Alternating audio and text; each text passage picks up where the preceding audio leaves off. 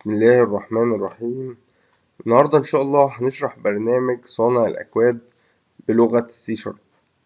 طبعا في ناس عارفة البرنامج ده وناس اشتغلت عليه قبل كده، وفي ناس ما تعرفش يعني ايه برنامج صانع الأكواد خالص. النهاردة هنشرح يعني ايه صانع الأكواد. صانع الأكواد ده بيستخدم لتسهيل كتابة الكود عن طريق برنامج مساعد. يعني انا عايز اعمل جملة select، عايز اعمل جملة insert، عايز اعمل جملة update، عايز اعمل جملة delete. طبعا عشان اعمل الجمل دي كنت لازم اقعد اكتب select كذا star from كذا where كذا لو انا عايز اكتب where، واكتب الكلام كله بايدي، وانقل الفيلدات لو انا عندي فيلد مثلا في قاعة البيانات اخده كوبي واحطه، ولو انا عايز اعمل جملة insert لازم اكتب الفيلدات كلها تاني بايدي وانقل الفيلد، واقعد مثلا ممكن ربع ساعة اخد بس كوبي وبيست. وانا فاهم الموضوع، انا فاهم ومش عايز بس اضيع وقت، ولكن انا عايز انقل الفيلدات من جملة انسرت قديمة مثلا لجملة انسرت جديدة. فانا عملت حاجة فكرة ان احنا نسرع الموضوع ده، بدل ما نقعد ننقل الحاجة، لا انا برنامج بيكتب لي كود جاهز، بيكتب لي كود جاهز. تعالوا نجرب مع بعض ونشوف ممكن اعمل ده ازاي. انا هعمل صفحة جديدة كده، هقول له اد واقول له ويندوز فورم، واقول له ماشي فورم 3 ماشي اهي. انا كده جهزت الفورم بتاعتي، وانا هحتاج داتا جريد عشان اظهر عليها البيانات بتاعة الجدول بتاعي. طيب تعالوا نشوف هنعمل ازاي، نمشي واحدة واحدة مع البرنامج اهو. تعالوا بقى البرنامج بتاعنا صانع الاكواد اهو، خش عليه. طبعا ده اللي بالسي شارب، في بالفيجوال بيزك، وفي سي شارب. ده السي شارب. هخش على سيكوال سيرفر. طبعا المفروض ان شاء الله انا شغال فيهم، بس اللي انا خلصته السيكوال سيرفر، ولكن كل ده ان شاء الله هيشتغل عندنا. ممكن نتصل بالاكسس، ممكن نتصل بال 2007 و2010 و2013. حاجه اسمها مايكروسوفت سيكوال كومباكت، اللي هو اللوكال اللي بيبقى مع الفيجوال بيزك، والسيكوال سيرفر، والسايبيز، وماي سيكوال، ماي سيكوال سيرفر. كل ده البرنامج بيقدر يطلع منه كود، وهنشوف ازاي يطلع الكود بتاعنا. هقول له اوكي، واختار السيرفر بتاعي، واقول له هنا لو ويندوز اوثنتيكيشن، او ممكن لو جهاز اخر ممكن اخش بصلاحيات السيكوال سيرفر او السيكوال اوثنتيكيشن. فانا هنا هخش بالويندوز اوثنتيكيشن واقول له اختار قاعدة البيانات ستور مثلا، واقول له اوكي. طيب انا دلوقتي عايز اعمل جملة سيلكت للجدول الايتم. طبعا زي ما انتم شايفين الصفحة اللي انا شغال عليها فاضية خالص، ما كتبتش كود خالص اهو، عشان محدش يقول لي انت كاتب كود. فاضية خالص اهي، ما فيهاش اي كود. تعالوا نشوف البرنامج هياخد الصفحة دي يعمل لها insert وابديت وديليت وسيلكت كاونت سيلكت ماكس، هناخد قد ايه وقت في القصة دي. اول حاجة انا عايز اعمل، هشتغل على الجدول الصغير ده عشان اقدر ادخل بيانات بسرعة. انا عايز اعمل اول حاجة جملة الكونكشن. هروح دايس له اقول له والله انا عايز اولد جملة كونكشن. هيقول لي يوز سيستم داتا سيكوال كلاينت. ماشي، هناخد دي ونروح نحطها فين؟ نحطها في البرنامج بتاعنا في المكتب. ادي اول مكتب. طيب تاني حاجة، اقول له والله ده جملة الكونكشن، هيكريت لي جملة كونكشن. هاخدها كوبي واروح احطها فين؟ في البرنامج بتاعي اهو، جوه البرنامج بتاعي، جوه الكلاس. وبعد كده اقول له تعالوا بقى نحط الجمل بتاعتنا ونشوف هنعمل ايه. اول حاجة اهي، انا عايز اعمل جملة سيلكت عشان اختار الفيلدات دي او البيانات دي. اقول والله انا عايز جملة سيلكت. يقول لي ايه؟ تعالوا ننقلها الاول وبعدين نشرحها. طبعا المفروض الناس فاهمة، هو احنا ده للمبرمجين المحترفين عشان يسرعوا الشغل بتاعهم، علشان يسرعوا الشغل بتاعهم. هو هنا بيقول لك public void وسماها لود ايتم باسم الجدول حمل لي الايتم. وقال لك هنا داتا تيبل، داتا تيبل ايتم دي لسه ما كريتناهاش. في حاجه اسمها هنا كرييت داتا تيبل، جمله تعريف الداتا تيبل. بابليك داتا تيبل دي تي ايتم بيساوي نيو داتا تيبل. طيب هكريتها، هحطها هنا برضو. كل ده كوبي، انا مكتبتش حاجه بايدي لغايه دلوقتي. واروح حاطط ايه؟ حاططها فوق هنا.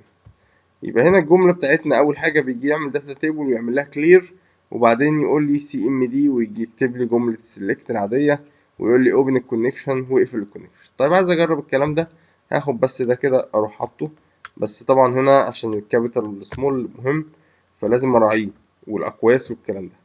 في الفيجوال كانت الدنيا حلوة، هو بيكتب لي الكابيتال والسمول ويظبط لنفسه، لكن هنا طبعا كيس سنسيتيف، فلازم انا اخلي بالي من العلامة واخلي بالي من الاقواس والكلام ده. طيب انا عملت لود للايتم، هقول له بقى داتا جريد فيو، اهي داتا جريد فيو، طبعا كابيتال بقى والسمول والكلام ده، 1 دوت داتا سورس بيساوي اللي هو دي تي ايتم، وكده يبقى انا حملت الجدول. تعالوا نشغل كده ونشوف. اول ما شغلت 3 بس هي اللي تشتغل، هخش كده واخليه هنا فورم 3 هي اللي ايه run في الاول، وهسيف واقفل واقول له اهو نشغل كده فورم 3. فعلا جاب لي اللي هو اللي انا عملته، اللي هو لود ايتم. طلع لي هنا الجدول بتاع الايتم اهو، الاسم، الصنف، الكمية. طيب دي اول حاجة، يبقى انا اول حاجة عملتها جملة السلكت. طيب تعالوا ناخد جملة الانسرت بقى. جملة الانسرت ازاي انا هعمل انسرت في الجدول ده؟ طيب يبقى انا هقول له ايه، اعمل ليه منه بس على انسرت، اعلم عليهم واعلم على انسرت يطلع لي الشغل بتاعي على طول اهو. الانسرت تعالوا ناخدها نحطها هناك ونجرب نشوف هتطلع ايه. طيب حطيت انا الانسرت، بقول له انا public void insert item، واقول له نوعه integer، وهنا string النيم، وهنا decimal الكمية. اروح انا واخد بس جملة الانسرت، طبعا هو شرحه الكلام ده مشروح او معروف يعني بالنسبة لنا، شرحناه كتير قبل كده في الفيجوال بيزك، اللي هي جملة الانسرت نفسها insert into item، واعرف ايه المتغيرات بتاعتي. هستخدمها ازاي؟ هستخدمها هنا كده، اقول له insert اعمل لي insert ودخل لي بقى مثلا سي، هنقول له مثلا هنا 10 ده انتجر، وبعدين اقول له مثلا صنف، عايز صنف اقول له مثلا دجاج، مثلا دجاج، والكمية مثلا ايه 15 او 20.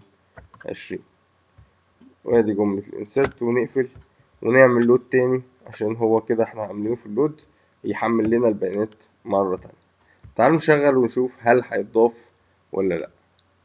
فعلا دجاج اهي 10 دجاج والكمية 20. طيب ده كانت كده زي الفل السلكت الانسرت. تعالوا نشوف الابديت ازاي اعمل ابديت برضو بالبرنامج. انا هقول له ابديت وير طبعا حاجه معينه، وير ايتم اي دي، اعمل لي ابديت على النيم وعلى الكميه. هقول له اعمل لي ابديت. بص من غير ما بفكر انا باخد الكوبي كود كوبي وبروح بسرعه احطه في البرنامج بتاعي من غير اي تفكير ومن غير اي تعب. زي ما انتم شايفين كده بينجز معايا جدا. انا هعمل صفحه كامله واحنا قاعدين دلوقتي، يعني وانا قاعد كده معاكم هخلص الصفحه كلها، ايه كل اللي انا عايزه فيها.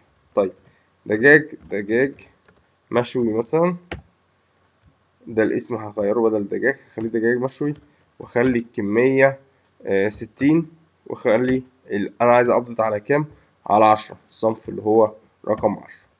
طيب تعالوا نشغل بقى برنامجنا ونشوف هيحصل ايه. فعلا دجاج مشوي اهو، والكمية اتقبضت ل60. يبقى انا كده قدرت اعمل الدجاج وقدرت ابدأ الكمية ل60، وهنا 10 الرقم الصنف هو. طيب لو انا عايز اعمل حذف بقى، عملية الحذف زي ما انتوا شايفين الموضوع سلس وسريع جدا. انا هحذف طبعا مش عايز احذف دول، انا عايز احذف وير رقم 10 بس. فاقول له ديليت واعلم عليهم، اخدهم برضو كوبي من غير ما اقرا من غير اقرا الكود. الموضوع بقى بسيط خلاص، انا علمت عليه ورحت حاطه كده، واقول له ديليت ايتم واروح بين قوسين حاطط له ايه، حاطط له رقم 10. همسح ده ابديت خلاص، وافتح قوس واقول له انا عايز امسح ايتم رقم 10، واقول له كوما اهو ايتم رقم 10. طبعا انا ال10 دي هجيبها لما اقف بقى على الجدول نفسه، هقول له 10 او اختار السطر بتاعه. طبعا ده كلام انتوا عارفينه، بس انا بوريكم الدنيا ماشيه ازاي بسرعه. ان انا بحط الايتم او بدخل البيانات، بيعمل ابديت انسيرت ديليت من غير ما اعمل حاجه، باخد الكود كوبي وبروح مشغل بيشتغل على طول كده. حذف لي اهو رقم 10 اتحذف. يبقى احنا كده خلصنا الابديت والانسيرت والديليت. طب تعالوا نسلكت الماكسيمم. ايه رايكم نسلكت الماكسيمم ونسلكت الكاونت ونسلكت الحاجات دي؟ تعالوا نشوف هنسلكت الماكسيمم ازاي. نفس الكلام، انا دلوقتي عايز اسلكت الماكسيمم للايتم اي دي ولا نسلكت الكاونت الاول؟ تعالوا نسلكت الكاونت. بروح هنا بيعمل لي فانكشن للكاونت وباخدها برضو كوبي واروح احطها في البرنامج بتاعي هناك. هنا اهو هروح حاطط له ايه؟ الماكسيمم. طبعا انا ممكن احطه ده في موديول، ممكن احطه في كلاس، ممكن احطه في اي حاجه، الجمل اللي انا بنزلها دي، ويبقى هنا الكود بس، ولكن انا بوريكم انجازا للوقت. طيب عايزين نطلع الماكسيمم بقى ده، عايزين نظهره في مسج. طبعا انا لازم اخد اكواس والكلام ده اهو. هعمل له مسج بقى، مسج بوكس دوت شو طبعا، واقول له والله اهو دوت تو سترينج، وافتح قوس واقفله. طبعا هنا لازم اقفل ده. يقول لي الكاونت المفروض ان هو يطلع لي رقم 6. فعلا الكاونت بتاعي 6 اهو، لو عدناهم 1 2 3 لغاية 6. طيب عايزين نطلع الماكسيمم. الماكسيمم برضو المفروض هيطلع 6، لان احنا يعني الماكسيمم لايه اهو، الماكسيمم الاي دي برضو عملتها بنفس الطريقة، بس اخدها كلها كده اهو، هيطلع 6. طيب تعالوا نشوف هيطلع 6 ازاي. هروح حاطط الكود اهو واخد الماكسيمم، اقول له والله انا عايز اظهر الماكسيمم مش الكاونت اهو، ونعالوا نرن ونشوف هيطلع ايه. يطلع 6 برضو، ده الماكسيمم. يبقى انا كده قدرت اجيب الماكسيمم قدرت اجيب الكاونت. طب تعالوا نجيب الصم بسرعة. تعالوا نختار حاجة غير الفيلد ده، تعالوا نختار الكوانتيتي ونقول له select sum. هيجمع لي بقى كل الموجود اهو.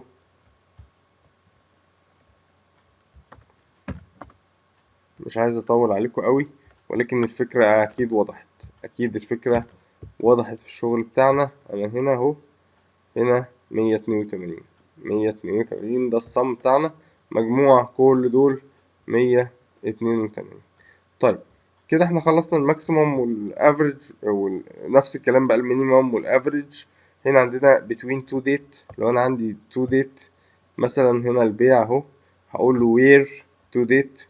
لو انا عملت كده هيقول لي دخل الديت الاولاني وبعدين دخل الديت التاني، ويقول لي اكبر من الديت الاولاني واقل من الديت التاني.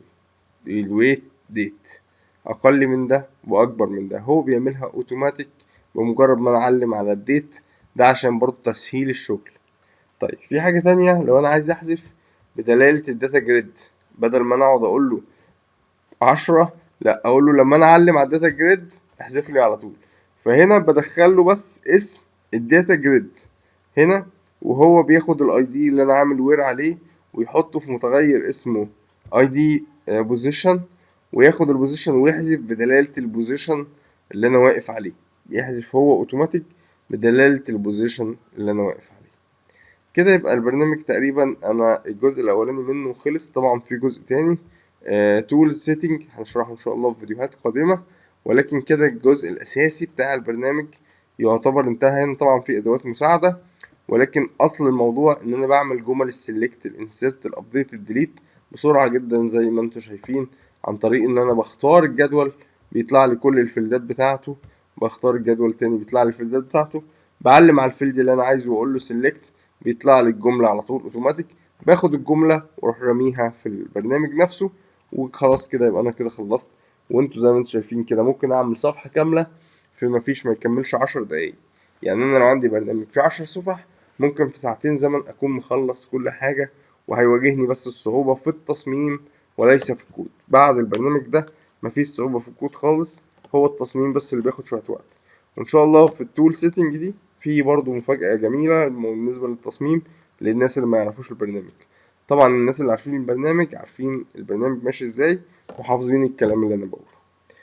يا رب البرنامج يعجبكم، وان شاء الله البرنامج متاح عندي، ولاي استفسار على الخاص يبعتولي على الخاص على الفيس او على الجروب او على الميل بتاعي، هيبقى موجود في مقدمة الفيديوهات او تحت الفيديو ده الميل بتاعي ورقم تليفوني.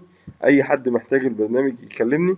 البرنامج مش مجاني وهو متاح ان شاء الله، وفي عرض بمناسبة النسخة الجديدة. يا ريت اللي عايز البرنامج يكلمني إن شاء الله، وأقول لكم السلام عليكم ورحمة الله وبركاته.